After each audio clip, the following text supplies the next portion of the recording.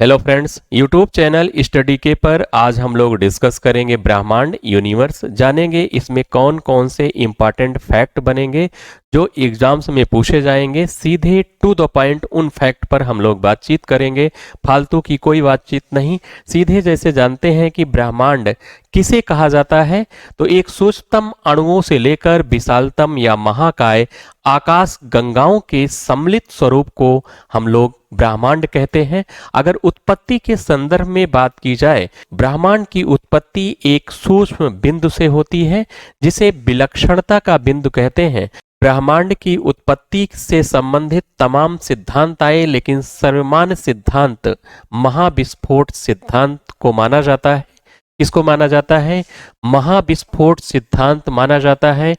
Big bang theory,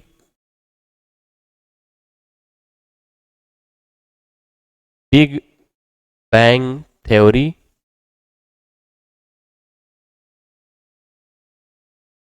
इसका प्रतिपादन George Lemaître और इसकी व्याख्या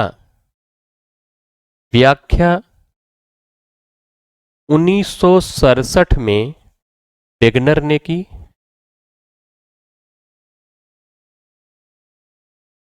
ब्रह्मांड की उत्पत्ति एक बिंदु से होती है जिसे क्या कहा जाता है? विलक्षणता का बिंदु कहते हैं। और इस बिंदु में, इस सूक्ष्म से सूक्ष्म बिंदु था, इस बिंदु में अनंत घनत्व, अनंत द्रव्यमान, अनंत ऊर्जा थी। और अनंत घनत्व, अनंत द्रव्यमान होने के कारण इसमें विस्फोट हो जाता है और इसके पदार्थ बिखर जाते हैं। कालांतर में तमाम खगोलीय पिंडों का इससे निर्माण होता है।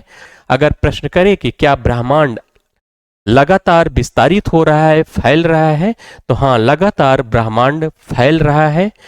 ब्रह्मांड में हम जानते हैं असंख्य आकाश गंगाएं हैं। असंख्य आकाश गंगाएं हैं। आकाश गंगा किसे कहते हैं?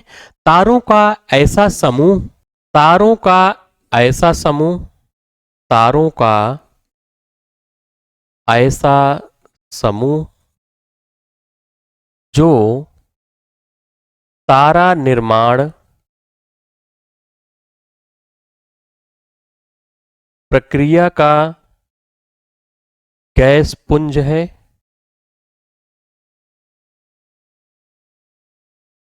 अगर प्रश्न करें कि ब्रह्मांड में कितनी आकाश गंगाएं हैं, तो असंख्य आकाश गंगाएं हैं। क्या बताएंगे? असंख्य आकाश गंगाएं हैं।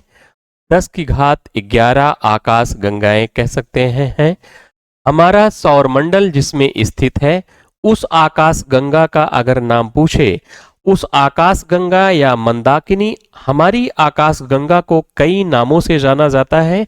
जैसे उस आकाश गंगा का क्या नाम है? अगर प्रश्न आए तो हमारी आकाश गंगा का क्या नाम है, तो बताएंगे मंदाकिनी है। अगर प्रश्न आए कि हमारी मंदाकिनी का क्या नाम है, तो बताएंगे आकाश गंगा है, जिसे विभिन्न नामों से जाना जाता है। बात एक ही है, चाहे आकाश गंगा कहिए, मंदाकिनी कहिए, या दुग्ध मेखला कहिए, या आप मिल्की वे कहिए, मिल्की वे कहिए, या आप इसे एरावत पथ कहिए,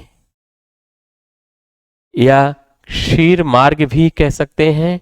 विभिन्न नामों से अपनी आकाश गंगा को जाना जाता है। अगर प्रश्न आए कि हमारी आकाश गंगा को किस नाम से जाना जाता है या मंदाकिनी को किस नाम से जाना जाता है, तो हम लोग कर लेंगे क्वेश्चन। अगर हमारी आकाश गंगा का आकार कैसा है पूछे, तो बताएंगे सर्पिलाकार है। कैसा आकार है? सर्पिलाकार है। हमारी आकाश गंगा के सर्वाधिक नजदीक कौन सी आकाश गंगा है? अगर प्रश्न आए तो हमारी आकाश गंगा के सर्वाधिक नजदीक आकाश गंगा का क्या नाम है? तो एंड्रोमेडा है। क्या बताएंगे? एंड्रोमेडा। अगर आए हमारी आकाश गंगा के सर्वाधिक नजदीक कौन सी आकाश गंगा है, तो एंड्रोमेडा, या क्या बताएंगे? देवयानी बताएंगे। क्या बताएंगे? देवयानी बताएंगे। क्योंकि हम जानते हैं कि पड़ोसी, अपने से ज्यादा पड़ोसियों पर नजर रखनी पड़ती है, तो याद रखेंगे अपनी आकाश गंगा की पड़ोसी आकाश गंगा कौन है? एंड्रोमेडा या देवयानी कहते हैं। हमारी आकाश गंगा का सबसे चमकीला तारा, इस टाइप प्रश्न करें, या सौरमंडल का सबसे चमकीला तारा पूछे तो क्या बताएंगे? Dog star. क्या बताएंगे? डॉग स्टार सबसे चमकीला तारा है, जिसको साइरस भी कहते हैं। साइरस कहिए या डॉग स्टार कहिए, यह सबसे चमकीला तारा है। जैसा सूर्य भी क्या है? एक चमकीला तारा है। उसी तरह प्रश्न है कि सबसे चमकीला तारा डॉग स्टार, यहां पर ग्रह की बात नहीं की जा रही है। जैसे सबसे चमकीला ग्रह किसे माना जाता है? शुक्र को माना जाता है। ये बातें यहां नहीं की जा रही हैं। सूर्य के सबसे नजदीक तारा पूछ रहा है तो क्या बताएंगे? Proxima Centauri. प्रॉक्सिमा सेंचुरी सबसे नजदीक तारा है। किसका? सूर्य से सर्वाधिक नजदीक है। अगर ध्रुव तारा की बात करें, पोल स्टार की बात करें, तो इससे क्या है? यह उत्तर दिशा में दिखाई देता है। अगर आए तो किस दिशा में दिखाई पड़ता है? तो उत्तर दिशा में। प्राचीन काल में दिशाओं का ज्ञान अगर पूछा जाए, किस तारे से दिशाओं का ज्ञान हमें होता है, तो ध्रुव तारा बताएंगे। प्राचीन काल में दिशाओं का ज्ञान इसी से करते थे। आज तो कई प्रकार की टेक्नोलॉजी आ गई है, उसके माध्यम से जानते हैं, लेकिन प्राचीन काल में दिशाओं का ज्ञान ध्रुव तारा से होता था। वर्तमान में अक्षांश रेखाओं के निर्धारण में महत्वपूर्ण भूमिका ध्रुव तारा की होती है। हम बात कर लेते हैं कुछ और फैक्ट की। अगर बात की जाए कि खगोलीय दूरी मापने की इकाई क्या है, खगोलीय दूरी कैसे मापी जाती है, तो प्रकाश वर्ष के द्वारा खगोलीय दूरी को मापा जाता है। अगर पूछा जाए दूरी मापने की इकाई, सबसे बड़ी इकाई कौन होती है दूरी मापने की, तो दूरी मापने की सबसे बड़ी इकाई पारसेक होती है। चाहे लिख सकते हैं, दूरी मापने की सबसे बड़ी इकाई है, दूरी मापने की सबसे बड़ी इकाई, याद रखेंगे। खगोलीय दूरी मापने की इकाई है क्या? पारसेक है। सबसे बड़ी इकाई है, जो किसके बराबर होता है? लगभग 3.26 प्रकाश वर्ष के बराबर होता है। प्रकाश वर्ष किसे कहते हैं? प्रकाश द्वारा निर्वात में 3 × 10⁸ मीटर प्रति सेकंड की गति से एक वर्ष में प्रकाश की चली गई दूरी को क्या कहते हैं? प्रकाश वर्ष कहते हैं। अगर पारसेक पूछे दूरी मापने की क्या है? सबसे बड़ी इकाई है। एक बार इन फैक्ट पर हम लोग पुनः रिवीजन कर लेते हैं तेजी के साथ। जैसे ब्रह्मांड की उत्पत्ति पूछे तो क्या बताएंगे? एक बिंदु से हुई है। किससे हुई है? एक बिंदु से हुई है, जिसे विलक्षणता का बिंदु कहते हैं। इस बिंदु में अनंत घनत्व, अनंत द्रव्यमान, अनंत ऊर्जा थी, और इसमें क्या होता है? अनंत घनत्व के कारण इसमें विस्फोट हो जाता है। कालांतर में तमाम खगोलीय पिंडों का इससे निर्माण होता है। ब्रह्मांड की उत्पत्ति के संबंध में सर्वमान्य सिद्धांत किसका माना जाता है? तो जॉर्ज लमित्रे ने एक सिद्धांत प्रतिपादित किया, जिसे महाविस्फोट सिद्धांत कहा जाता है, बिग बैंग थ्योरी। और कौन प्रतिपादन किया? जॉर्ज लेमेत्रे ने। और व्याख्या इसी वेगनर ने बाद में की। और अगर पूछा जाए ब्रह्मांड का आकार कैसा है, तो बताएंगे ब्रह्मांड क्या है? अनंत है, असीमित है, और लगातार कंटिन्यू क्या हो रहा है? इसका विस्तार हो रहा है। किसका? ब्रह्मांड का विस्तार हो रहा है। ब्रह्मांड में असंख्य आकाश गंगाएं हैं। असंख्य आकाश गंगाएं हैं। आकाश गंगा किसे कहते हैं? तारों का ऐसा समूह जो तारा निर्माण प्रक्रिया का एक क्या है? गैस पुंज है, जिसे हम आकाश गंगा कहते हैं। आकाश गंगा ब्रह्मांड में असंख्य हैं, 10⁻11 आकाश गंगाएं हैं। अगर प्रश्न आए कि हमारा सौरमंडल जिसमें स्थित है, उस आकाश गंगा का क्या नाम है, तो बताएंगे क्या? मंदाकिनी। या पूछ ले हमारा सौरमंडल जिस मंदाकिनी में स्थित है, उस आकाश गंगा, उस गैलेक्सी का क्या नाम है, तो बताएंगे क्या? आकाश गंगा नाम है। या उसे दुग्ध मेखला भी कहते हैं, मिल्की वे और ऐरावत पथ क्षीर मार्ग के भी नाम से जाना जाता है। इन नामों को आप ध्यान रखेंगे।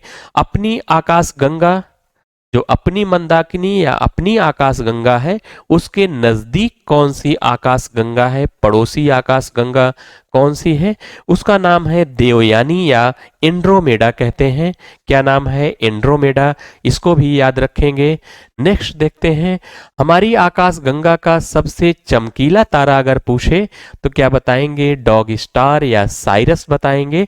यह सबसे चमकीला तारा है, जैसा सूर्य भी एक तारा है। अगर सूर्य के सबसे नजदीक तारा पूछेगा तो क्या है? प्रॉक्सिमा सेंचुरी क्या है? सूर्य के सर्वाधिक नजदीक स्थित तारा है। अगर ध्रुव तारे की बात करें कि यह किस दिशा में, तो हमें उत्तर दिशा में दिखाई पड़ता है। ध्रुव तारा से ही दिशाओं का ज्ञान होता है। रात्रि काल में ध्रुव तारे से हम लोग क्या करते हैं? दिशाओं का ज्ञान। प्राचीन काल में इसका बड़ा उपयोग था, लेकिन इस टाइम क्या है? टेक्नोलॉजी के डेवलप हो जाने से कम यूज होता है। वर्तमान में अक्षांश रेखाओं के निर्धारण में महत्वपूर्ण भूमिका या निभाता है ध्रुव तारा।